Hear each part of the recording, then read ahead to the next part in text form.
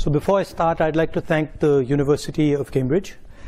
I studied here, and it gave me a lot in terms of knowledge, in terms of understanding.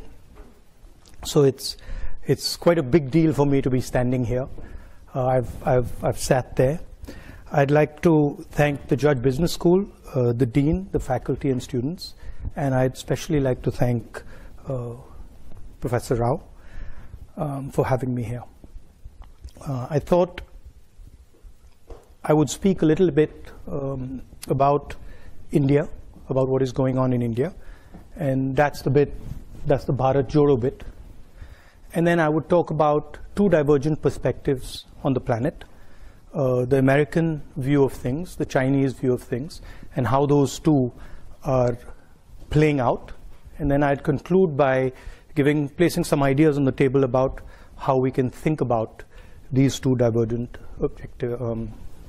forces. The central thread is about listening, and it's about listening at the individual level, but also listening politically at scale. So not just one person, but listening to millions and millions of people and understanding how they're feeling and how they're responding. Okay? And then also listening to different cultures which you're not maybe used to or I'm not used to, and trying to get a sense of how they're seeing the world, and trying to piece together where they're coming from. So the broad idea is one of listening. Different cultures listen differently. There's a very specific way in which the Indian culture listens, and so I'll be talking more about that. I see a friend of mine, a Sikh friend of mine. You'll sort of get a sense of what I'm talking about, and it's also about what is going on at the international level and the risks that are potentially in front of us. Okay, so we can start with the Bharat Jodo. Everybody knows, and it's been in the news a lot, that Indian democracy is under pressure, is under attack. Right?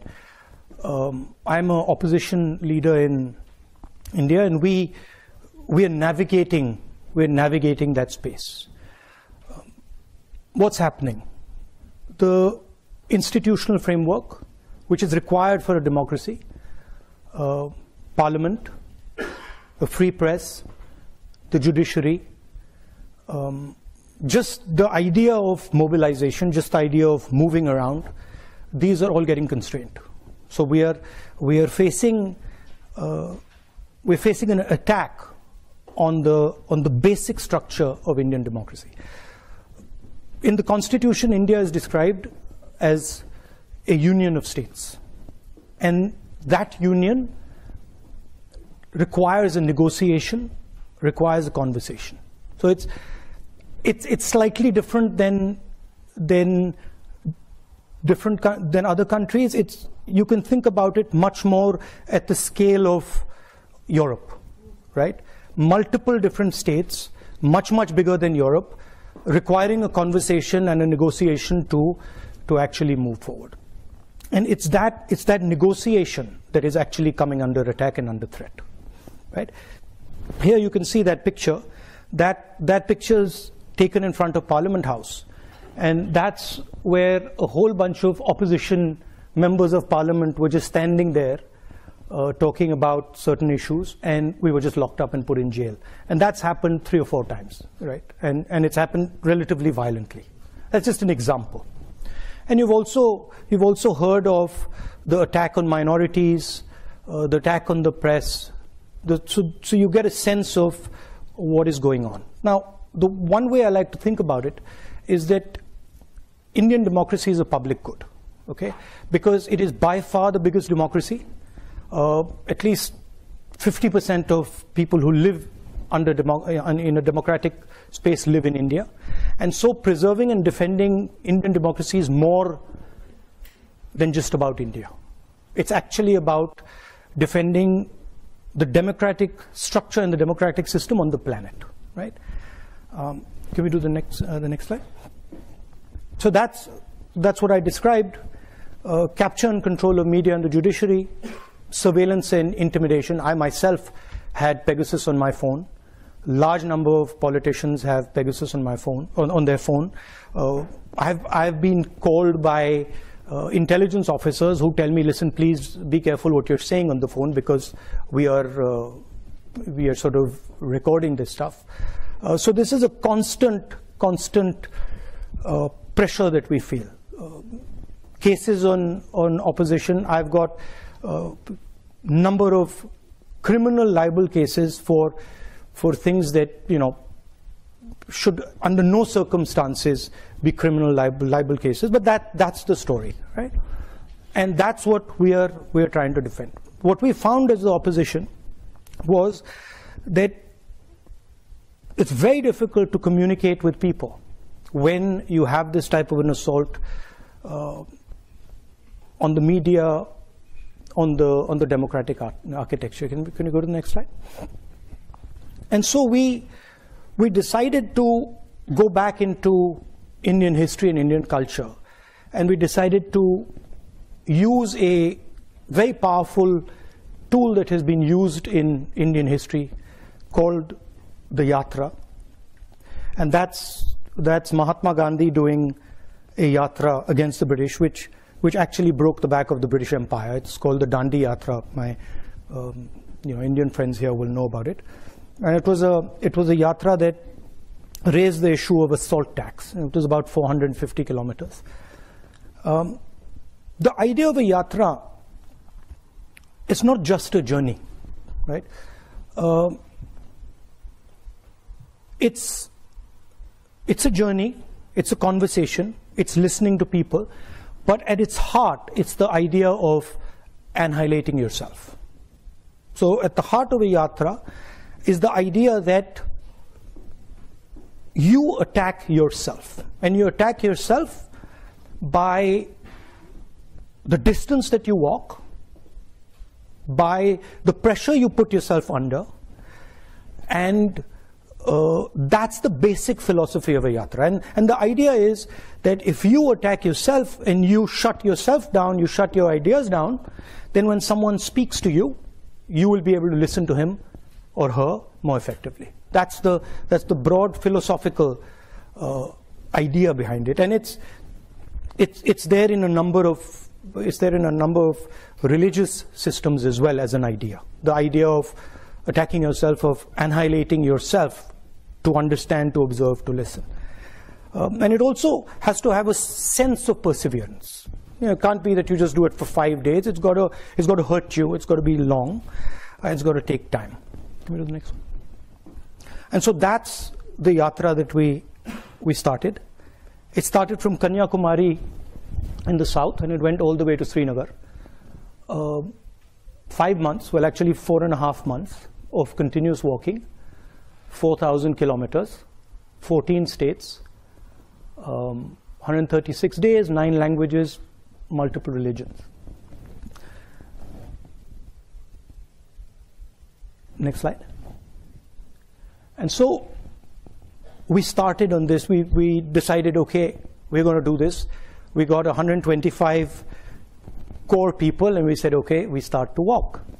And we had no idea, frankly, what we were getting ourselves into. Okay, because I'm a runner, so for me, I thought to myself, look, okay, we're walking 30 kilometers a day. I run 10 easily, so 30 can't be that difficult. Right? A little bit of arrogance. So I was like, this is not going to be a big deal. And so we started. And immediately we realized what we had got ourselves into. Okay? Because this was not actually about the distance at all. Right? The distance was almost irrelevant. It was about the energy that was embedded in this thing. Right?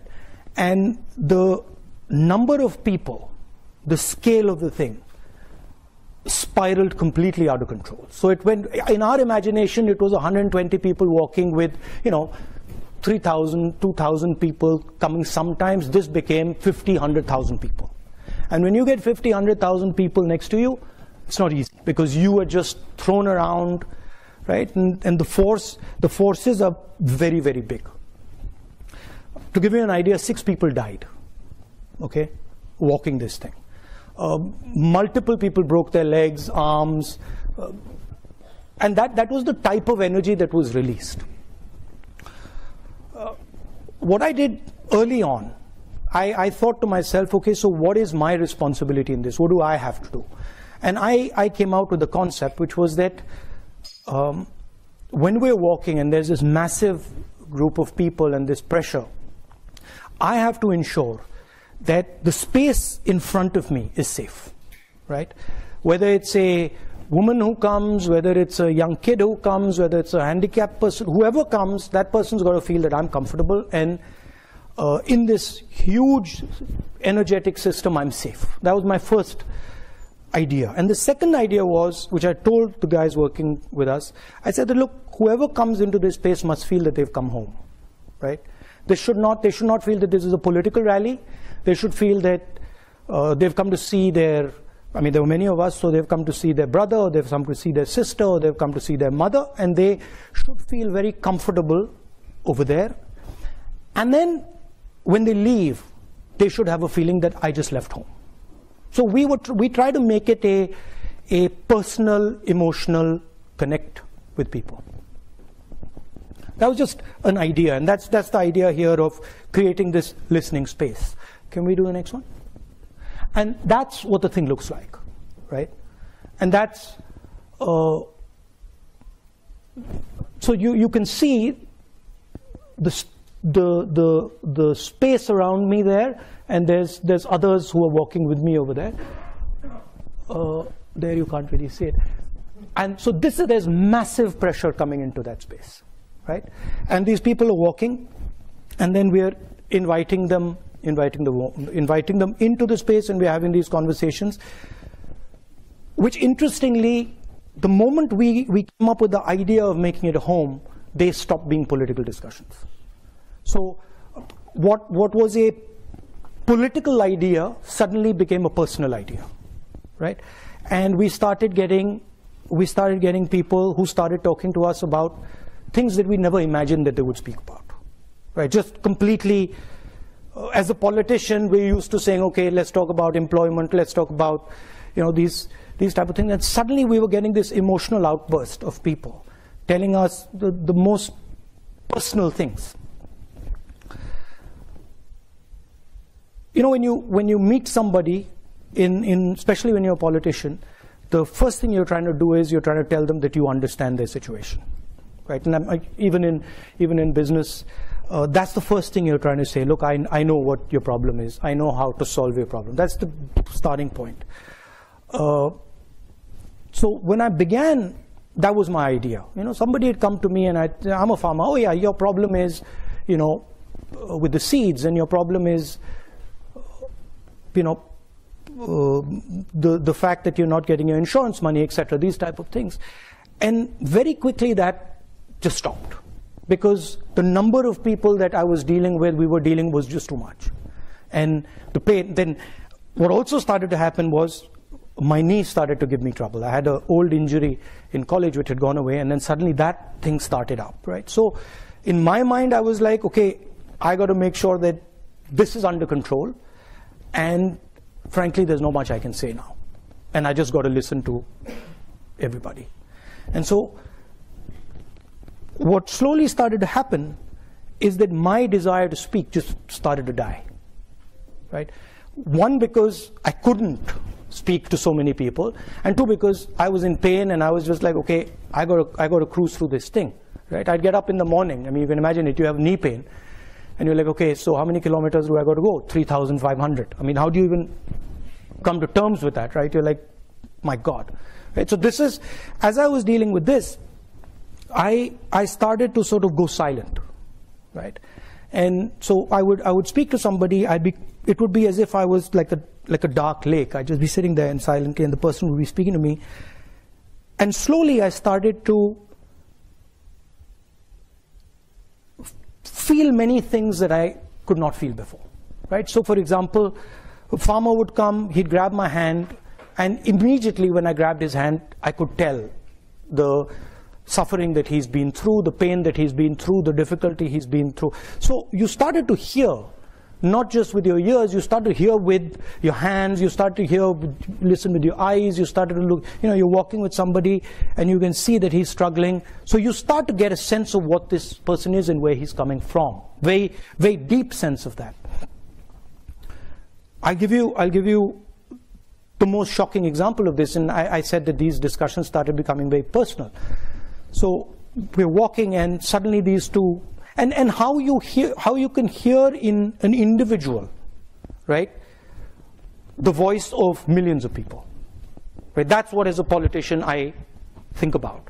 How do I take what you're saying and say, okay, how do I now take it from there to what a million ladies are saying, or million women are saying, or what you're feeling, how do I translate it to what a million or 500,000 women are saying? So I'm walking, and suddenly these two girls come, one of them grabs my hand on this side, and the other one grabs my hand on this side.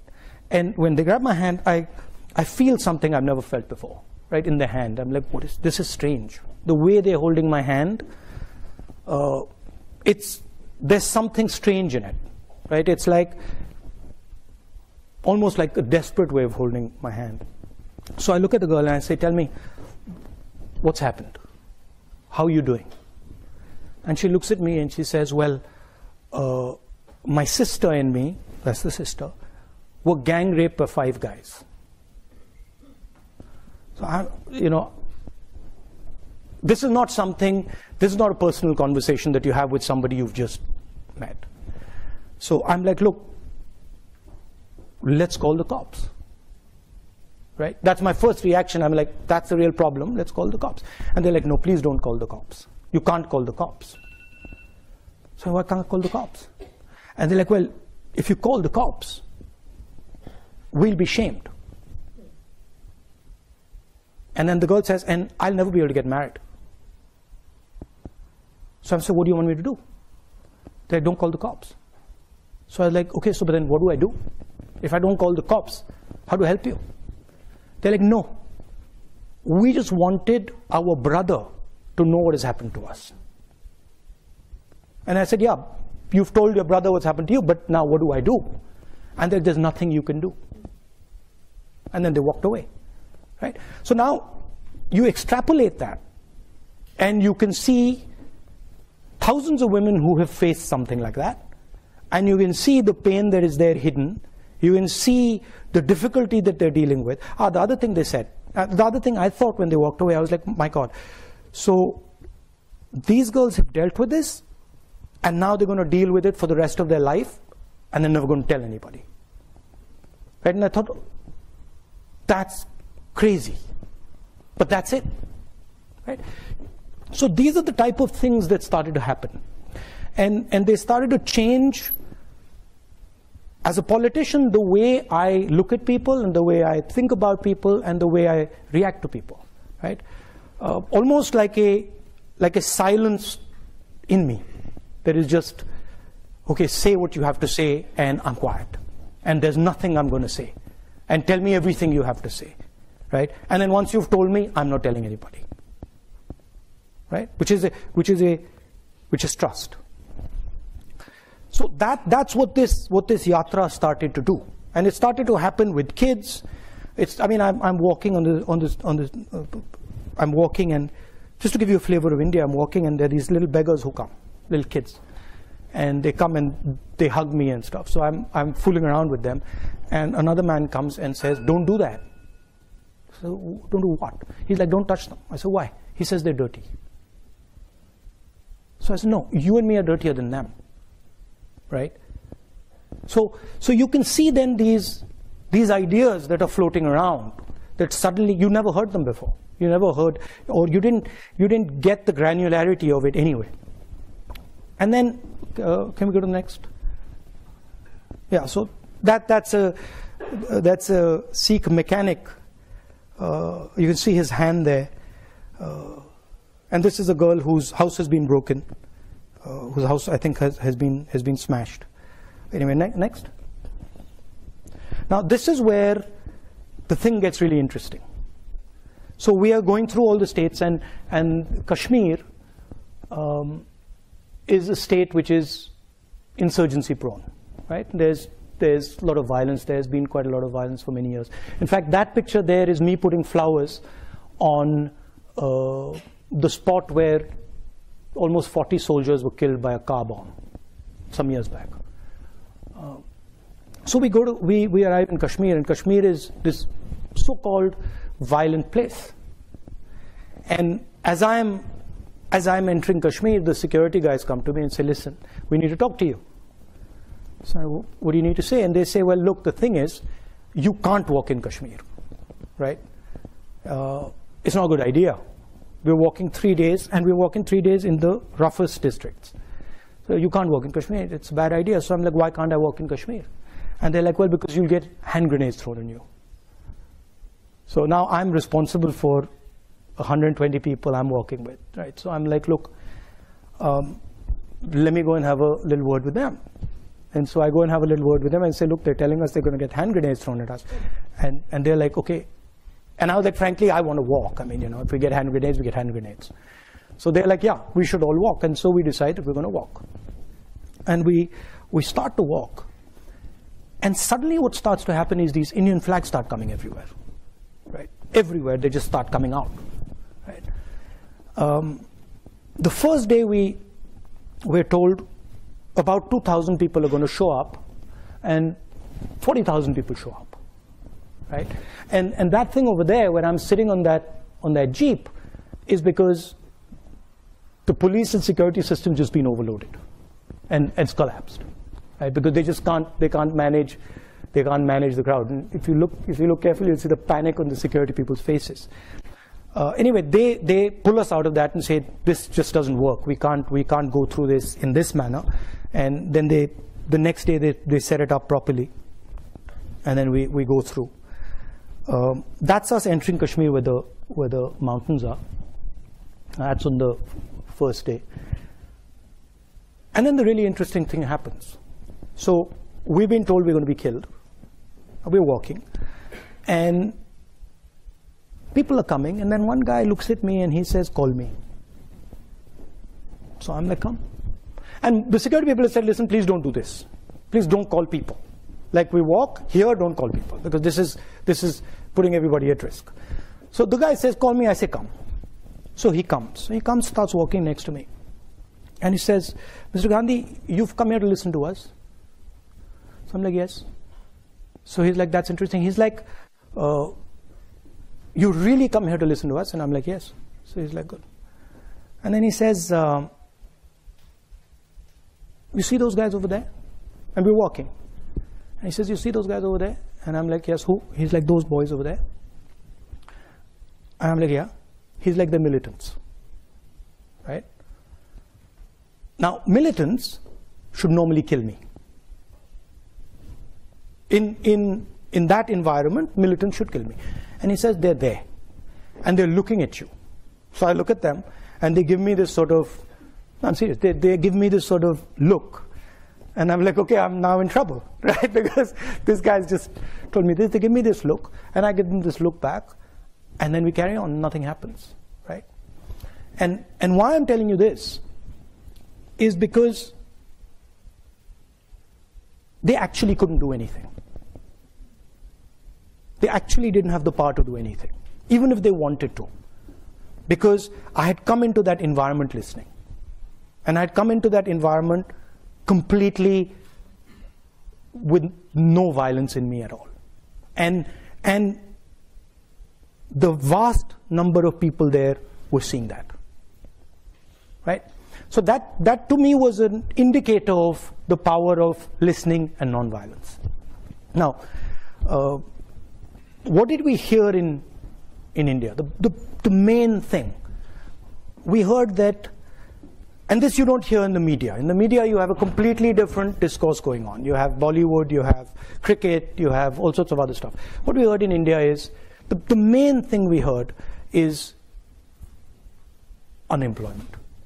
That India is simply not producing the jobs its youngsters need, period, the end. And that's everybody, all the young people, okay? So I want to leave you with that. Now, let's go to the next. So now, let's move to the two divergent ideas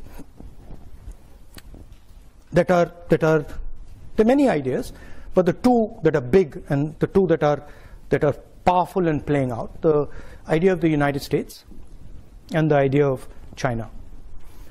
And we know that the United States is the dominant superpower, global superpower, and it's had a record since the 1940s of enabling large amount of prosperity and growth. Okay, and it's done that in a democratic environment. It used to produce, and it used to produce in a democratic framework, and that's quite an important thing in my view. The history of the United States, everybody knows. People went from Europe, people went from England because they were persecuted. So the idea of individual freedom is very, very deep in America. And the Americans, at least with their citizens, will protect that idea very firmly and very strongly. Right? And the other idea that's central to America is the idea of openness, the idea that anybody can come into America and anybody can dream the American dream. I was educated there, and I remember being surprised at how open it was. I'll give you an anecdote. My father had just died, and I had been killed, and I was in America in college, and I was a bit upset. So my guardian told me to come from Boston to Atlanta, and I remember 3 or 4 in the morning. I got up, took the cab to Logan Airport, and there was a Haitian taxi driver. And I started talking to him, and he said, you know, America's given me my life. America has given me everything I have. I had nothing in Haiti, and I came here, and they love me, and they treat me with respect. And I'm part of the American dream. And then I walked out to on the curb, and as I was walking out, I pulled my suitcase out, and there was a guy standing there, and he had these suitcases in front of him. So he said, which airline are you flying? And I was a bit suspicious. I was like, why is this stranger asking me which airline am I flying? And anyway, I hesitated, and I told him, and he said, oh, you can do curbside check-in. And I'm like, what's that? And he's like, well, you can just leave your bags here. Now, for me, this was just like a mind-blowing idea, right? Like, I leave my bags here? Okay.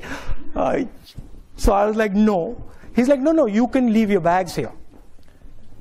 So I was like, okay, so who are you? And so he pulls out his airline ID. And I'm like, okay, that's interesting. And I leave the bags. And then I walk off, I remember asking myself, when are these guys going to check my ID? Right? I had a passport and my college ID, and when are they going to check my ID? And they didn't check my ID. They didn't check my ID right into the plane. This was pre-9/11, so maybe a lot of you guys don't remember this, haven't felt this, but I was like, what's going on, right? And why are these guys not checking this ID? In my own country, they check my ID, right? They'll ask me for the passport immediately, and here they're not. What is going on? And I remember sitting on the plane saying, my God, this is an amazing place. I've come here a few months ago, and they've let me through the airport. They've not checked me, and they trust me. They believe in me, right? And to me, those two ideas are the core of the idea of America. They will make you feel comfortable, and they will protect you. Okay, in America. In America, not outside America often. Okay, outside America, they can do bad things to you sometimes, but in America, they will protect you. Okay? And to me, that's the central idea of the United States. And it's a very powerful idea, and it's been successful. And it's basically built a superpower. It's built an engine that has allowed people to come in, huge amount of innovation, huge amount of technological advancement, many positive spillovers. But now there's a problem. And in my view, there's two problems. One problem is that post 9/11, that that idea that anybody could just walk into America has been challenged, questioned. It's been questioned directly by bin Laden, by putting planes into the World Trade Center, by generating huge amount of anger and fear, and that has had a result. The Americans are absolutely correctly, they're concerned about people who come in, about what they might do, and you can see that with the whole Homeland Security, the X-ray machines at the airport, all that going on. That's basically the idea that you can't just come into America like you used to. Okay, so that's one big change that's taken place. And the second really big change that's taken place is that what used to be the strength of the United States, the idea of production in America, the idea of manufacturing in America, has simply left. It's just gone away from America, it's gone somewhere else. Where's it gone? Can you bring the next slide? Where's it gone? It's gone here, right? And it's gone to the aspiring global superpower, which today dominates production. Okay? Now, I've read quite a lot about the Chinese. I've studied them. I've spoken to senior leaders. I've spoken to people who think about China. I'm not an expert, but I have a decent understanding. Okay? So bear that in mind. Now, the way the Americans value individual liberty, the Chinese value harmony. They are not, individual liberty is not central to their idea. Okay? Their idea is much more about the society being in harmony, because they've had massive tremors, right? They've had huge amounts of pain, they've had revolution, they've had civil war, they've had the Cultural Revolution. So what they don't want is that things go out of control, that things spiral out of control and disorder comes, which is legitimate. For them it's as legitimate as individual liberty is for the United States, right? For them. One conversation that I had really struck me about China, and it's shaped how I think about it. Okay, and the conversation was with a senior gentleman of the Communist Party, and I asked him, I said, tell me, what is China? Right? I said, is China a country? He says, yes. And I said, okay, is China a nation? And he said, yes. I said, no, but give me a Chinese explanation of what you are. And so he says, look, Mr. Gandhi, I'll explain it to you.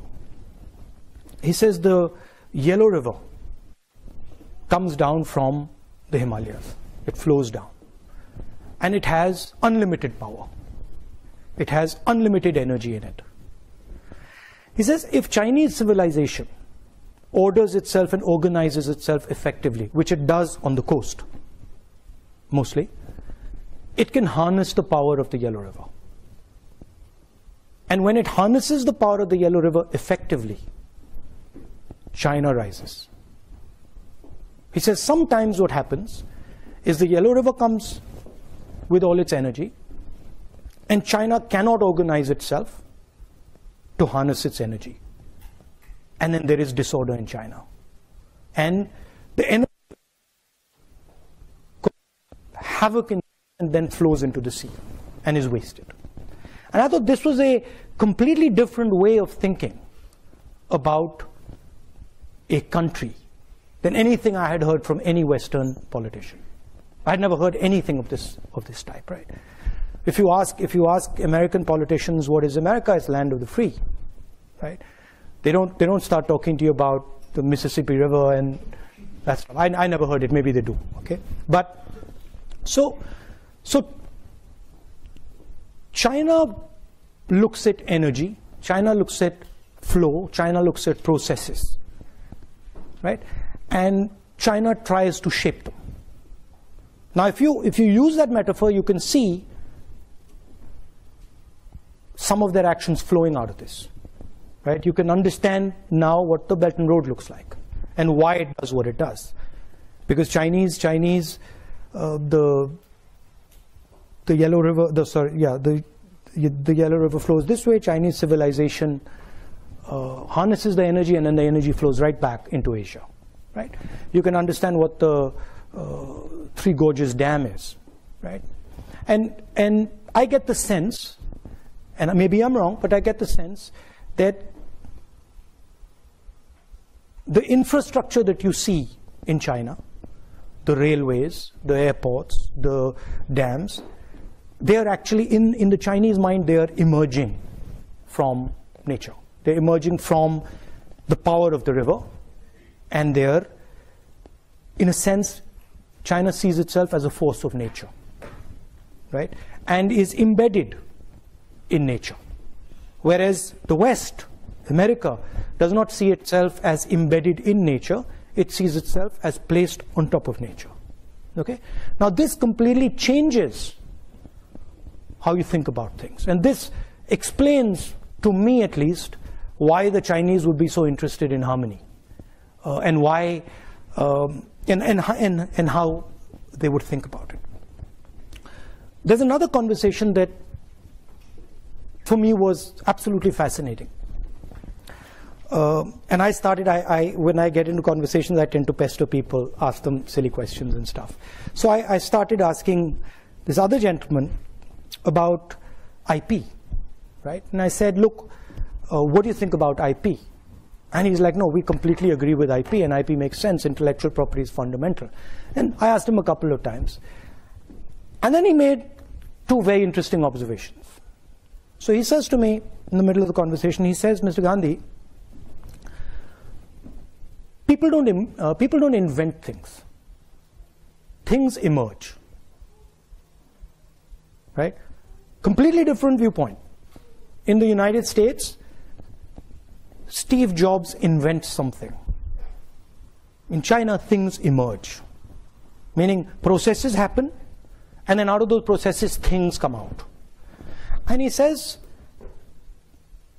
why should somebody who is, anyway, he says, even if things are invented, why should someone who has invented something have perpetual rights on it? So what if he's invented it? Why should he have a monopoly on the benefits of that thing? To me, this was quite a profound statement. And I said to him, look, the logic is that you give him the right to give him an incentive so that he invents again, right? I said, how do you think about incentives? He says, oh, very simple. The person who runs fastest wins, right? We don't really care if he invented it. If he can run fast enough and other people can't catch up with him, that's good enough incentive for him, right? So here you see two completely different ideas. One, that they're a force of nature, and two, powerful ideas, as powerful as American ideas for them, right? And two, that people are not actually inventing things, processes, energy, things are emerging from processes and energy. Okay? And this makes their worldview completely different. One last thing. The organizing principle of the United States, and something that you're very, very intimately associated with, is the corporation. Your lives will all be about corporation, or most of them will be about corporations and sales and marketing and elements of a corporation. And that's how America organizes itself. And I think embedded in this is the central innovation of the Chinese. Pre-collapse of the Soviet Union, there were two organizational systems on the planet, broadly. There was the American system, Western system with the corporation, and there was the Soviet system, and in those days the Chinese system with the state. State did what the corporation does. And Post the collapse of the Soviet Union, can we go ahead? Is that no, I think they removed that quote. Post the collapse of the Soviet Union, the Chinese did something very innovative. And if you've heard the quote, you might have heard a quote by Deng Xiaoping saying that it doesn't matter the color of the cat as long as it can catch the mouse. Have you heard that quote? Yeah. So I think what he was saying in that quote was that actually we will organize ourselves using the cooperation, just like the West, right? But we will do one further thing. Inside the cooperation, we will embed the Communist Party. So it's a hybrid. It is exactly like the United States as far as the cooperation is concerned, and then it's got a magic trick in it, which is that inside the cooperation is what they call the instrument of the people, what we call the Communist Party of China, right? And this does something fundamental. What it does is it allows the Communist Party of China to have a full monopoly on information in the country, which the government of the United States doesn't have, or the government of India doesn't have, or the government of most other countries doesn't have, because there's a separation between the state and the corporation. And this gives them a huge advantage in artificial intelligence. It gives them a huge advantage in all sorts of, in cyber warfare, etc., etc. I'm just placing that on the table. So those are the two broad ideas. One is the maritime idea. The other is projecting right through Asia, the Belt and Road. And the contest is basically, is the planet going to be terrestrial? Is it going to remain maritime? What's going to be the balance? And China sees itself as dominating the terrestrial space and contesting the maritime space. That's how it's playing out. Now, to the conclusion. So a couple of things are very clear. The first thing is that there's a huge communication gap between what people are saying and what the media and vested interests are saying. It's just completely divergent, right? And that's a huge problem, because at least in our country, and I'm sure in the West, there's a disconnect between what people are actually feeling and what the media is saying they're feeling. Okay, that's a problem. Second thing, everybody knows that huge amount of inequality is being created, at least in the Western world and in India. A huge, massive concentration of wealth, massive concentration of income, in India, unemployment. So the worst thing that can happen is these two ideas collide with each other, right? Because then everybody's in trouble. And that's something that is not in anybody's interest, right? These ideas have their place. They're not going away anytime soon. But if they collide, it's a huge catastrophe. Can we have the next slide? So there are two things that to me are quite obvious. Number one, that with the technological advances that are taking place, with the communication system, the fact that the world is getting hyperconnected, the planet is basically becoming like an organism, like a connected organism with a nervous system, right? And that means things will move very, very fast. I mean, I don't want to use a bad analogy, but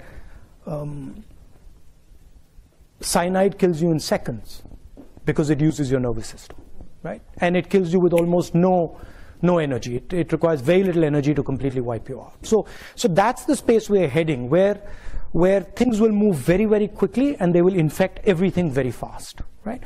So the first thing we have to think about is the need for a global immune system that listens very fast to escalation that is uncontrolled. And Ukraine would be an example, right? We're sitting here, Ukraine just keeps escalating. Nobody actually knows where it's going to end. So those, in a hyper-connected world, that's a very dangerous thing. And you need institutions and you need thinking that says, okay, these are the type of things that we tamp down immediately. So that's one idea. And the second idea, which I think is fundamental and goes back to the point I raised about India being a public good and being the biggest democracy in the world, we simply cannot afford a planet that doesn't produce under democratic conditions. Okay? Because if democracies do not start producing again, right, they will not survive. Because the tensions that will arise inside the democracy, the inequality that will arise, the anger that will arise will just collapse the democracy.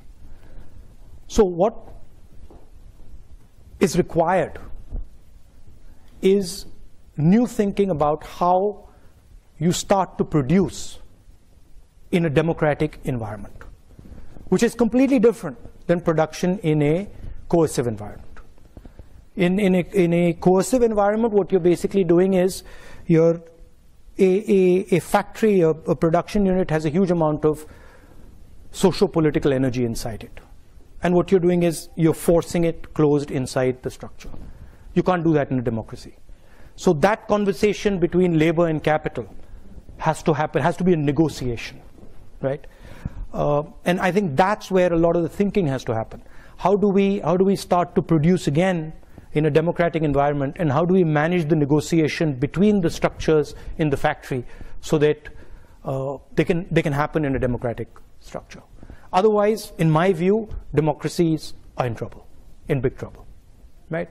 And that the good news there is, of course, technology will help you, decentralization will help you, decentralization of power will help you. So I think things can be done now that couldn't have been done 10, 20, 30 years ago in terms of technology, in terms of decentralized manufacturing, in terms of the structures that you need for that negotiation. But I think that's where a lot of the conversation has to happen. And finally, for me as a politician, the idea of listening, observing, and doing it persistently, quietly is very powerful. And I think these ideas, divergent ideas, they need to also spend some time listening to each other. One mustn't say that, oh, this is wrong and that is right. Everybody has his own way of doing things. But I think one must give space to the other and say, okay, what is that other person doing? And that requires a little bit of the idea that I mentioned at the beginning, this idea of annihilating the self, right? I'm going to keep quiet. I'm going to curb my desires. I'm going to curb my imagination, and I'm going to listen to the person in front of me with compassion, with affection, and see what he's trying to say, and listen deeply to what he's trying to say. I think that would be very, very good for the planet. Thank you.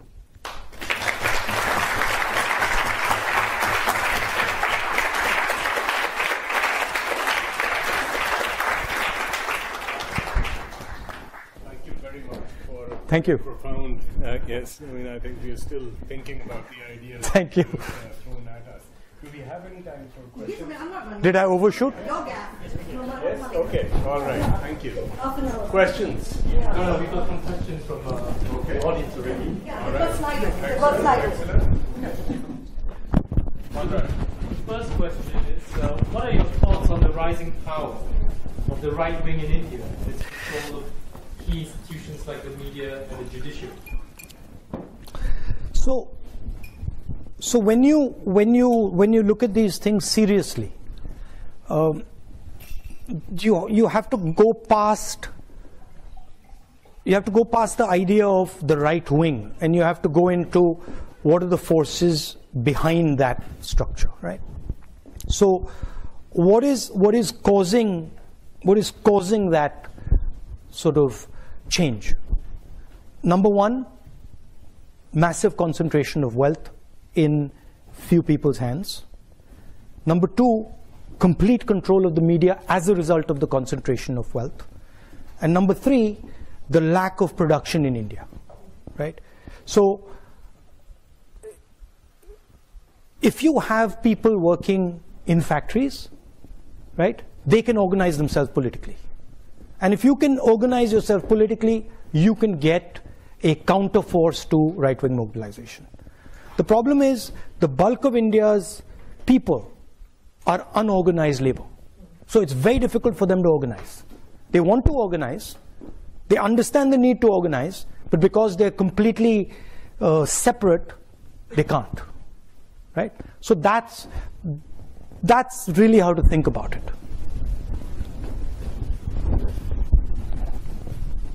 The next question is from Maple. How will you heal what is a highly divisive and polarized India?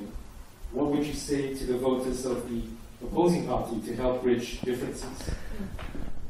Opposing party, you mean the people in power? I mean, I can say a lot, they don't listen. I can keep saying it, they don't listen.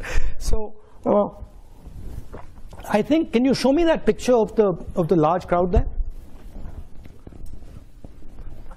Not that one. That's a different type of crowd. That's a different type of crowd.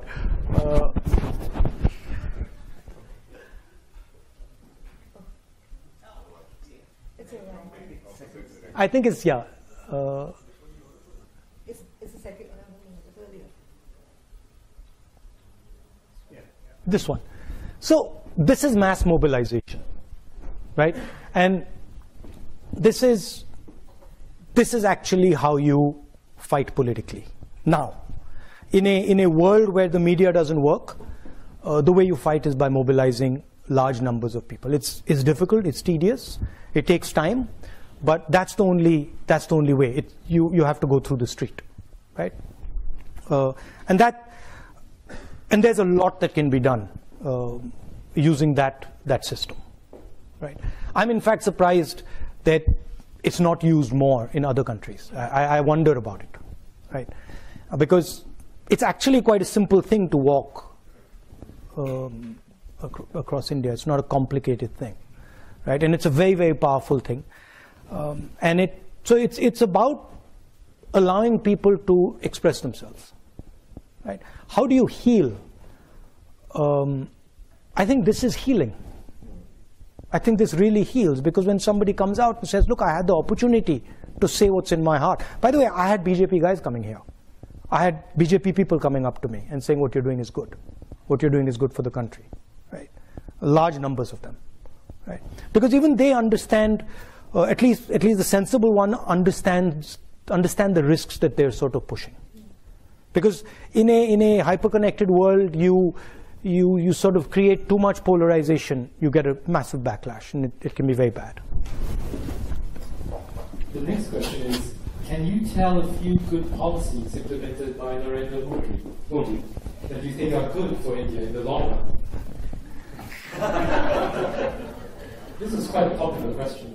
No, see, the problem is that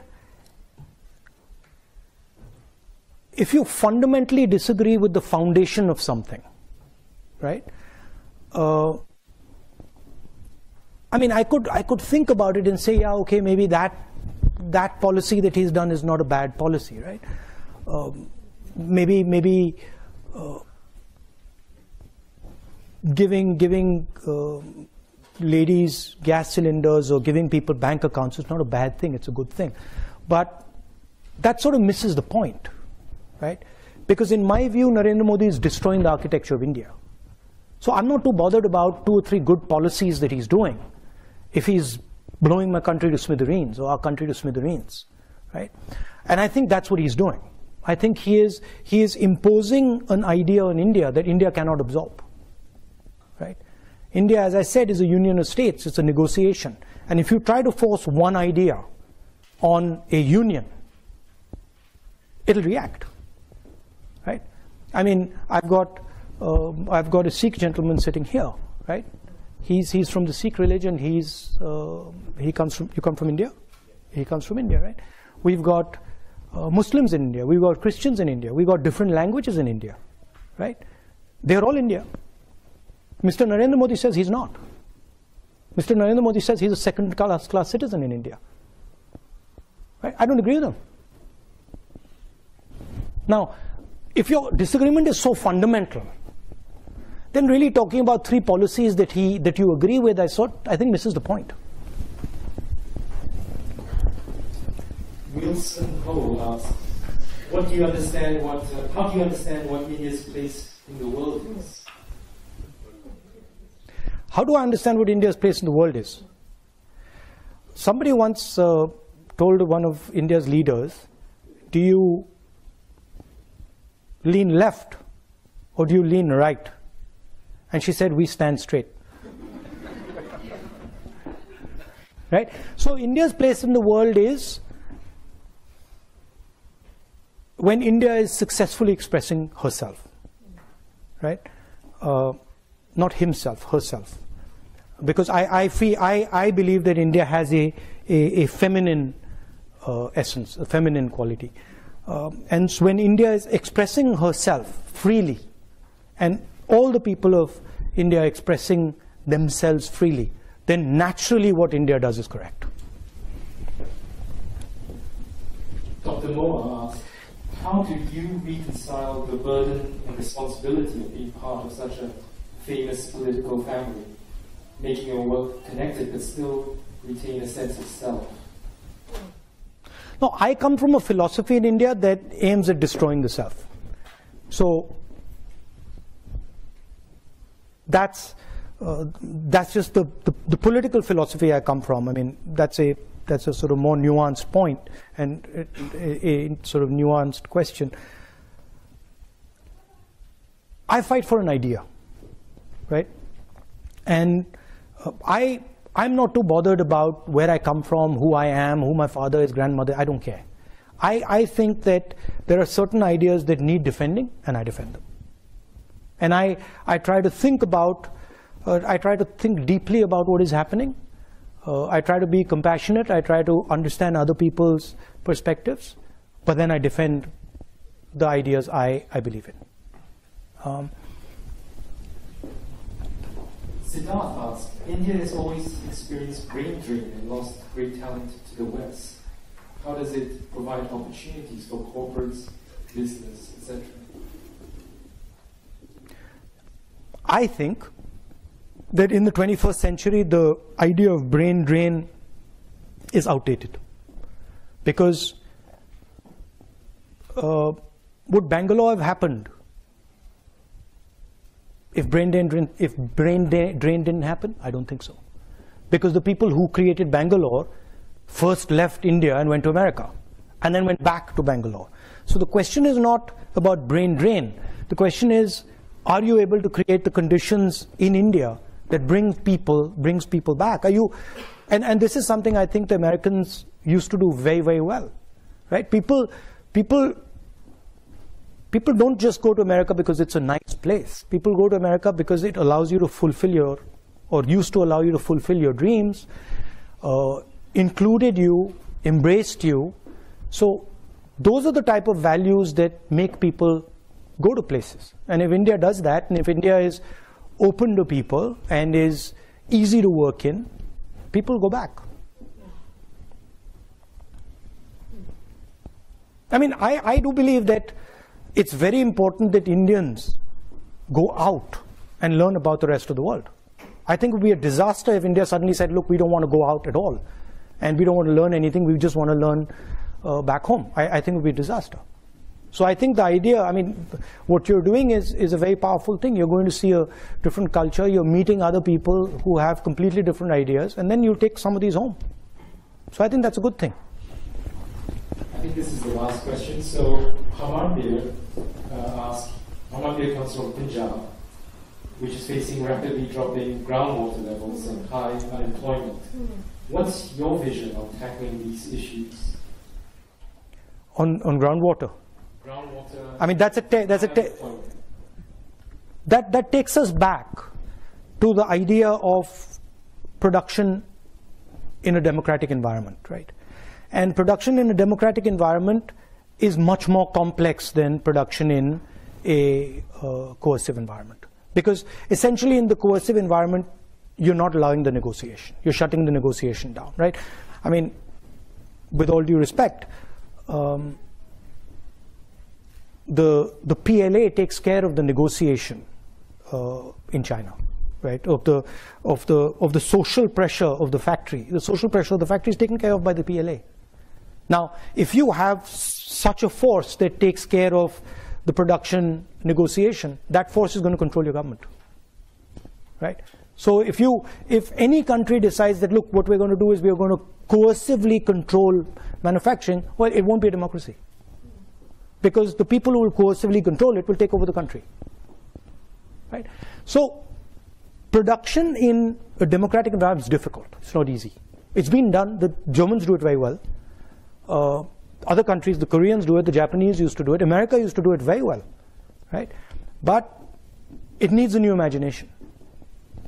It needs, you get many benefits from democracy that you don't get from coercive sort of manufacturing, right? Now, can we construct a system where you can actually manage that negotiation effectively and have large-scale production, maybe decentralized in the democratic world? I think you can do it. And I think, frankly, and one of the reasons I'm saying this, I think India is the prime place to do it. It is the best place on the planet to attempt it. There are many different models possible in India. There are 30 different states.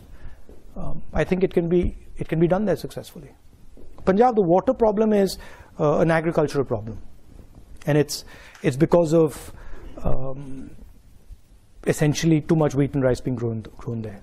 So you have to change the agricultural cropping pattern, which is very complicated because it's sort of linked to something called the MSP, which is a technical thing, and we don't want to go there.